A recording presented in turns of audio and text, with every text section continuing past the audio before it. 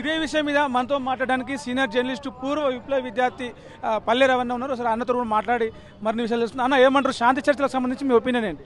Operation Kagar పేరు మీద దండకారణ్యంలో జరుగుతున్నది ఒక మానవ హననం. ఆదివాసులని నిర్దాక్షిణ్యంగా కాల్చి చంపడం తప్ప వేరేం కాదు. ఒక దేశంలో పౌరులని చంపే హక్కు సైనిక బలగాలకు కానీ భద్రతా బలగాలకు కానీ ప్రభుత్వాలకు కానీ లేదు. వాళ్ళది నక్సలైట్లే అని చెప్తున్నారు. నక్సలైట్లే అనేది నక్సలైట్ల ఏజెండా, మావోయిస్ట్ ఏజెండా అన్నది సామాజిక రాజకీయ ఆర్థిక ఏజెండా అంశం. ఆ కోణంలో చూడాలి తప్ప శాంతి భద్రతల సమస్యనో లేకపోతే ఇంకో భద్రతాపరమైనటువంటి అంశంగా చూడకూడదు. ఇవాళ మావోయిస్టులే ఉన్న పరిస్థితులను దృష్టిలో పెట్టుకొని మేము చర్చలకు సిద్ధం అని చెప్పేసి ప్రకటించాం. అప్పుడు ప్రభుత్వంగా చేయాల్సిన పని ఏంటి? వాళ్లతో చర్చలు జరిపి దానికి సమస్యకు మూలాల్ని కనుగొని ఆ సమస్యకు పరిష్కారాన్ని, ఆ మూలాల్ని చర్చించి సమస్య పరిష్కారం చేయాలి. అది పక్కకు పెట్టి కేవలం ఏరివేయటం ద్వారా ఎవరిని వాళ్ళ నక్సలి పోయిన 2024 ఒక సంవత్సర కాలంగా ఈ పాటికి దండకారణ్యంలో 425 మందిని చంపేసింది. ఆ చంపినటువంటి వాళ్ళల్లో మీరంటున్నటువంటి నక్సలైట్లు ఒక 200 మంది ఉంటే, మావోయిస్టు వాళ్ళు 200 మంది ఉంటే, దాదాపు అంతకంటే ఎక్కువ 250 మంది దాకా సుమారుగా ఏ రాజకీయ మావోయిస్టులకు సంబంధం లేకుండా సాధారణ ఆదివాసీ ప్రజలు. ఆ సాధారణ ఆదివాసీ ప్రజల్ని చంపే హక్కు ఎక్కడ ఇచ్చిండు? నక్సలైట్లను కూడా చంపే హక్కు రాజ్యాంగం ఇవ్వలేదు కదా. రాజ్యాంగం కూడా ఉంది. ప్రతి పౌరుడికి ఈ దేశంలో ప్రతి పౌరుడికి తమ రాజకీయ అభిప్రాయాన్ని ప్రకటించి దానికోసం మాట్లాడే హక్కుని కల్పించింది రాజ్యాంగం. వీళ్ళ రాజ్యాంగాన్ని ఉల్లంఘిస్తారు, చట్టంగా ఉల్లంఘిస్తారు. మీ పౌరులనే చంపే హక్కు, నీ సొంత దేశ పౌరులను చంపే హక్కు ఈ దేశంలో ఎవరికి లేదు. అంటే మావోయిస్టులు బలంగా ఉన్నప్పుడు వాళ్ళు కూడా పోలీసులను కాల్పులు చేసి చంపారు. ఇన్ఫార్మర్ల నెపంతో చాలా మందిని కూడా పొట్టన పెట్టుకున్నారు. ఇది కరెక్ట్గా, అది కరెక్టే అయినప్పుడు ఇది కరెక్టే అని చెప్పేసి కొన్ని సంస్థలు కొంతమంది కామెంట్లు చేస్తూ ఉన్నారు. దాని గురించి ఎట్లా మాట్లాడేటటువంటి వాళ్ళకి అది రాజకీయ అవగాహనకు సంబంధించినటువంటి అంశం. అది ఇక్కడ విషయం ఏంటంటే, ఎక్కడ సమస్య వస్తుందంటే నక్సలైట్ల సమస్యని శాంతి భద్రతల సమస్యగా చూడటం వల్ల మీరన్నటువంటి సమస్య ఉత్పన్నమవుతుంది. కానీ మొదటి నుంచి కూడా బుద్ధిజీవులు కానీ, సామాజిక కార్యకర్తలు కానీ, ప్రగతిశీల శక్తులు కానీ, ఈ దేశంలో మేధావర్గం కానీ చెప్తున్నది ఏంటంటే, నక్సలైట్ల అంశం అనేది శాంతి భద్రతల సమస్య కాదు, సామాజిక రాజకీయ ఆర్థిక కోణంలో పరిష్కరించాల్సినటువంటి అంశము. ఇప్పటికీ ఎప్పుడు కూడా ఆ ప్రయత్నం చేయకుండా కనీసం చర్చల ద్వారా ప్రయత్నం చేయమని చెప్పేసి చెప్తున్నాం. అంతేకాని ఏదో మాట్లాడి అర్థం లేదు. ఇవాళ 2 దేశాల మధ్యన చర్చలు జరుగుతున్నాయి. ఓ యుద్ధ వాతావరణం నెలకొన్నప్పుడు 2 దేశాల మధ్యన చర్చలు జరుగుతున్నది. ఆ చర్చలకు అవసరమైనటువంటి వాతావరణాన్ని ప్రయత్నం జరుగుతుంది. ఇవాళ ఆ ప్రయత్నం ఎందుకు చేస్తలేరు? ఏకంగా బలం తగ్గిపోయింది కాబట్టి ఇప్పుడు నక్సలైట్లు, మావోయిస్టులు చర్చలకు వస్తూ ఉన్నారు. లేకపోతే వారికి తగిన పూర్వంలాగా ఉన్నట్టు బలం ఉన్నట్టయితే వాళ్ళు చర్చలకు రాకపోయేవారు. యుద్ధానికి సిద్ధమనే మీతో పాటు మేము తలబడతామనే లాగా ఉండేది. సంఖ్య తగ్గిపోయింది కాబట్టి 77% మావోయిస్టులు అంతమయ్యారని చెప్పేసి అమిత్ షా చెప్తా ఉన్నాడు. మిగతా 33% కూడా వచ్చే సంవత్సరం అంటే 2026 నాటికి పూర్తి చేస్తాం, లేకుండా పూర్తిగా మట్టు పెడతామని చెప్పేసి చెప్తా ఉన్నారు. దాని గురించి ఇప్పుడు సాధ్యమా అసలు మావోయిస్టులు లేకుండా చేయడం సాధ్యం? అమిత్ షా గారు చెప్పేది కానీ, లేకపోతే మీరు చెప్పినటువంటి అభిప్రాయం చెప్పేటటువంటి అర్థం లేనటువంటిది.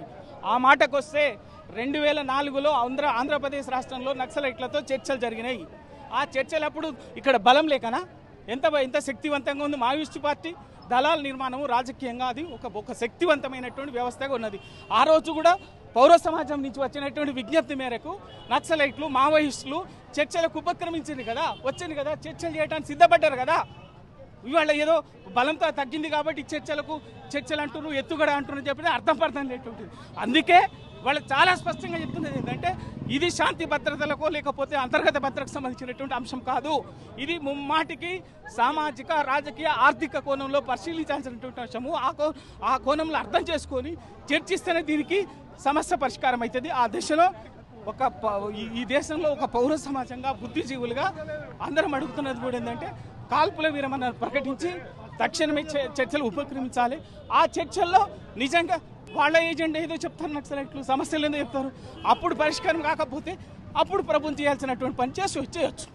ఇప్పుడు ఏదైతే మావోయిస్టులు, ఆదివాసీలు ఉన్నారో వాళ్ళు ఉన్న మావోయిస్టుల అడ్డాగా ఉన్నటువంటి ఆ ప్రాంతంలో విలువైన ఖనిజ సంపద ఉంది, విలువైన ఖనిజాలు ఉన్నాయి. వాటిని ఏదైతే కార్పొరేట్ శక్తులకు అప్పగించేందుకే ఈ మావోయిస్టులను లేకుండా చేయడం, అడవుల నుంచి ఆదివాసీలను బయటికి పంపించే ప్రయత్నం చేస్తున్నారని చెప్పేసి కూడా ఈ ప్రజా సంఘాలు పౌర హక్కులు కొంతమంది వాదిస్తూ ఉన్నారు. అందులో నిజమెంత ఉందంటారు? ఇది నిజం.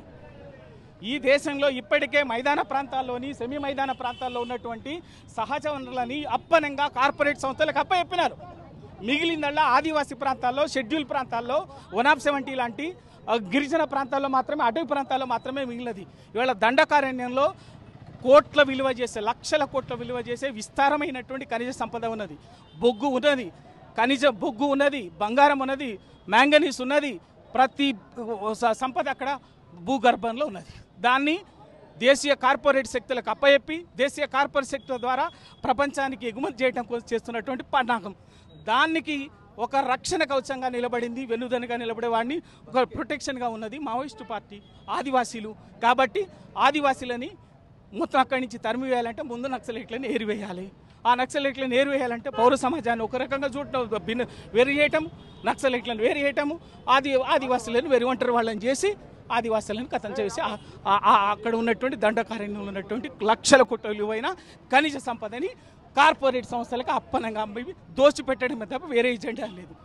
అయినప్పటికీ కూడా చర్చలు ఇవాళ, ఎందుకంటే రెండు దేశాల మధ్యన చర్చలు జరుగుతున్నప్పుడు, సమస్య యుద్ధ వాతావరణము నెలకొన్నప్పుడు ఇవాళ దేశ పౌరుల మధ్యన ఎందుకు మీరు ఇవాళ 6 లక్షల మంది సైన్యం అవసరం ఏముంది? అక్కడ 300 మిలిటరీ క్యాంపులు పెట్టాల్సినటువంటి అవసరం ఏముంది? ఒక పక్కన మీరే చెప్తున్నారు సరిహద్దుల్లో, దేశ సరిహద్దులో చొరబాట్లు దారొచ్చి దేశంలో మాట్లాడుతుంది. మరి ఎక్కడ ఉండాల్సిన సైన్యం ఎక్కడున్నది? సరిహద్దుల్లో ఉండాల్సినటువంటి సైన్యము దండకారణ్యంలో ఎందుకున్నది? మరి అది కదా మాట్లాడాల్సింది. అటు ఇండియా పాకిస్తాన్ బార్డర్లో జరుగుతున్నటువంటి ఆ యుద్ధ వాతావరణంలో సైన్యం అంతా అక్కడ ఉండకుండా మావోయిస్టులనే ఒక రాజకీయ కోణంలో చూసి, శాంతి భద్రతల కోణంలో చూసి మావోయిస్టులను అంతం చేసేందుకే బీజేపీ కేంద్ర ప్రభుత్వం ఒక కంకణం కట్టుకున్నది. దాని ద్వారా ఆదివాసీలను అడవుల్లోంచి వెళ్ళగొట్టి అక్కడ ఉన్నటువంటి ఖనిజ సంపదని కార్పొరేట్ శక్తులకి అప్పచెప్పేందుకే ఈ ఆపరేషన్ కగార్ పేరుతోటి అటు మావోయిస్టులను, ఇటు ఏదైతే అడవుల్లో ఉన్న ఆదివాసులను ఎల్లగొట్టేందుకు ప్రయత్నం చేస్తూ ఉన్నది. అంతా ఒక కుట్ర. వెంటనే శాంతి చర్చలు జరిపి దేశంలో కావచ్చు అన్ని రాష్ట్రాల్లో ఈ మావోయిస్టులకు, పోలీసులకు ఉన్న ఈ యుద్ధ వాతావరణం తగ్గించి శాంతి నెలకొల్పాలని చెప్పేసి అయితే పూర్వ విప్లవ విద్యార్థులు కోరుతా ఉన్నారు. ప్రపంచంలో ఏ మూల ఏ క్షణం ఏం జరుగుతుందో వేగంగా తెలుసుకోవడానికి తొలి వెలుగు వాట్సాప్ ఛానల్ని ఫాలో చేయండి.